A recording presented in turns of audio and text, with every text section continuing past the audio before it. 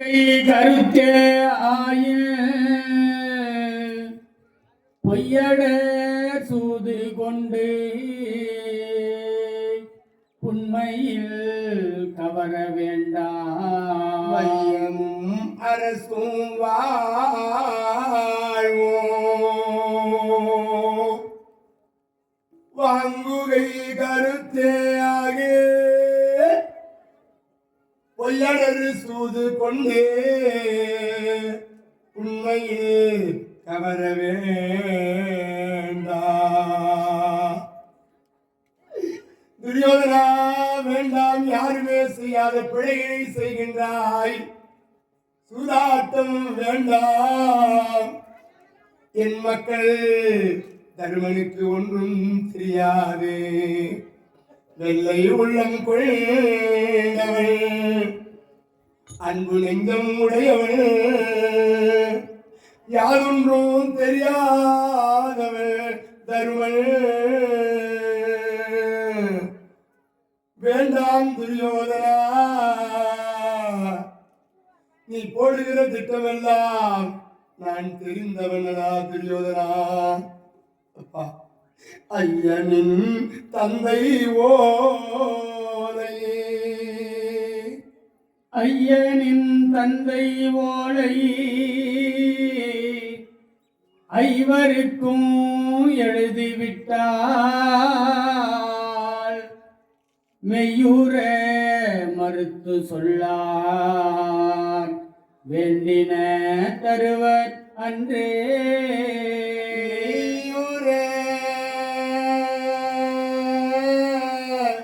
மறுத்து சொல்லார் வேண்டின தருவர் அன்றோ.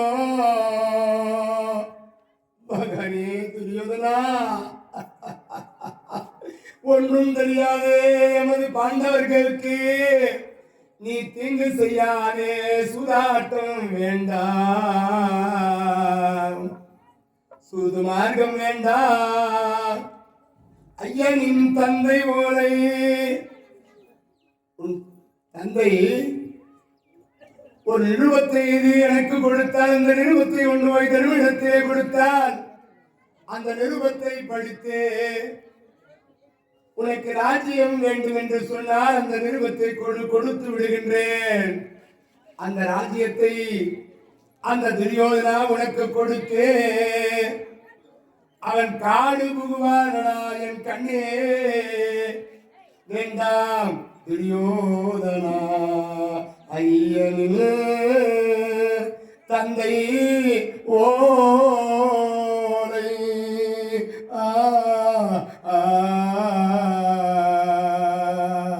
ஐயனின் தந்தை ஓலை ஐவர்க்கும் எழுதிவிட்டால் மெய்யூரே மறுத்து சொல்லாத்தையும் பேசாமல் வேண்டின தருவார் அன்றே. தந்தை தல்யவனாலே தருமனும் தம்பிமாரோ இந்த மண்ணாளில் கைவிட்டே எரிகள் காணும் சேர்வான். மகனே துரியோதனா, நான் சொல்வதை கேள் துரியோதனா. முந்துர உமதே ஆகும் முழுதும் வாழ்வு எழுதும் செம்போன் பைந்தொடை அரசர் கேட்டால் பாவமும் பழியுமாக, பாவமும் பழியுமாக. இப்படி செய்தால் உனக்கு பாவம் கிடையாது, பழி வராது. நீ சூதாட்டுவாடி அவர்கள் செல்வத்தை கவர வேண்டும் என்று நினைத்தால் இது நாள் வரித்து நெஞ்சோ தீயவர் ஆடும் மாய சுதினால் வென்று. தீதினால் வரித்து நெஞ்சம் தீயவர் ஆடும் மாய சூதினால் வென்று கொள்கை தோற்றமும் புகழும் அன்று. போதில் நான் முகனும் ஆளும் புரிசடை அவனும் கேள்வி ஆதி நான் மறையும் உள்ள அளவும் எவ் வசையராதே உலகம் முழுவதும் உன்னை வசைபாடுவார்கள் துரியோதனா. வேண்டாம், சொல்வதை கேளையா. தவறான பாதையிலே சென்று விடாதே துரியோதனா. எனக்கு 2 பிள்ளைகளும் 2 அண்ணன் பிள்ளைகள் தான், 2 கண்போலே பார்க்கின்றேன். தவறான பாதையிலே சென்று விடாதே துரியோதனா. உன் தன்மையை கருதி நான் பேசுகின்றேன் துரியோதனா, வேண்டாம். என் மனதில் பட்ட கருத்தை நான் சொல்லுகின்றேன். மகனே, துரியோதனன் பார்த்தான். அப்படியா சித்தப்பா? அப்படியா? அப்படிலாம் ஒண்ணு இல்லை சித்தப்பா. சித்தப்பா அப்படிலாம் ஒண்ணு இல்லப்பா. வஞ்சக புகழ்ச்சியா பேசுறானா? அப்படிலாம் ஒண்ணு இல்லை, அப்படிலாம் ஒண்ணு இல்லை சித்தப்பா. கேலி செய்யாதடா என்னை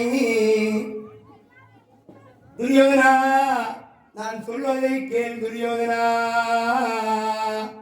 பேசாம இல்லையா? என்ன ஆகி போச்சுப்பா?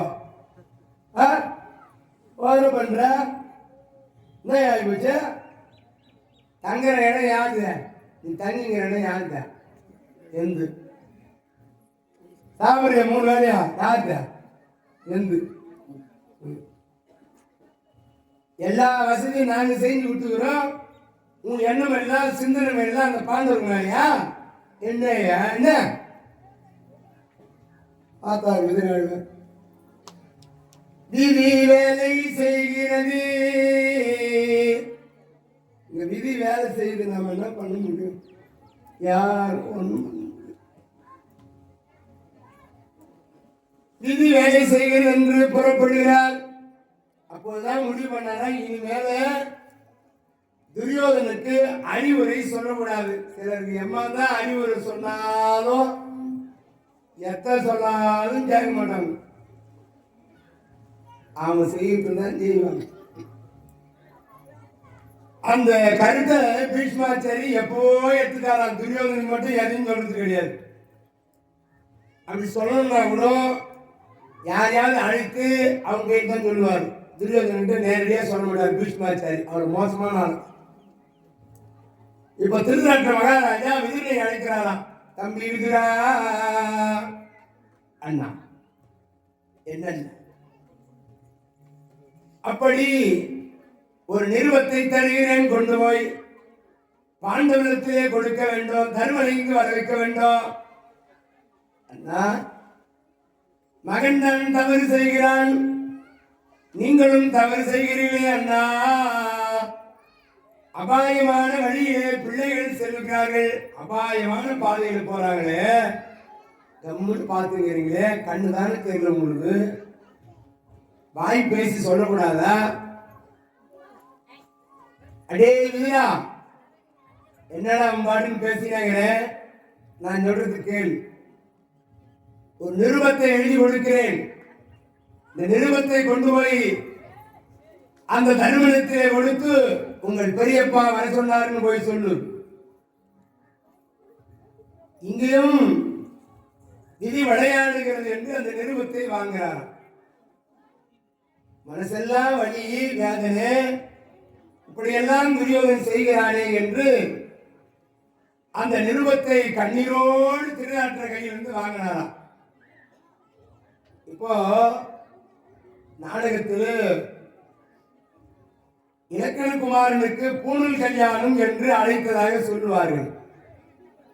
ஆனால் மகாபாரத நூலிலே வில்லிபுத்திரார் எழுதிய இந்த பாரதத்திலே மண்டபம் கட்டியிருக்கிறான், புதுமண புகு விழாக்கு அழைப்பு தந்திருக்கின்றான் என்று நிருபத்திலே எழுதப்பட்டிருக்கிறது. கொஞ்சம் நாடகத்திலே மாற்றங்கள் இருக்கும். பாரத நூட்களிலே அதிலே மண்டபம் சமைத்து அந்த மண்டபத்தை காண்பதற்காக அழைப்பு விடுக்கப்பட்டிருக்கிறது. தெருக்கூத்திலே இலக்கணகுமாரனுக்கு பூணூல் கல்யாணம் என்று சில புலவர்கள் பேசுவார்கள். இப்போ குதிரையாழ்வார் அஸ்தினாபுரியிலிருந்து இந்திரபிரசத்திற்கு செல்கிறாரா, பகவான் சிந்தனையாவே போறாராம்.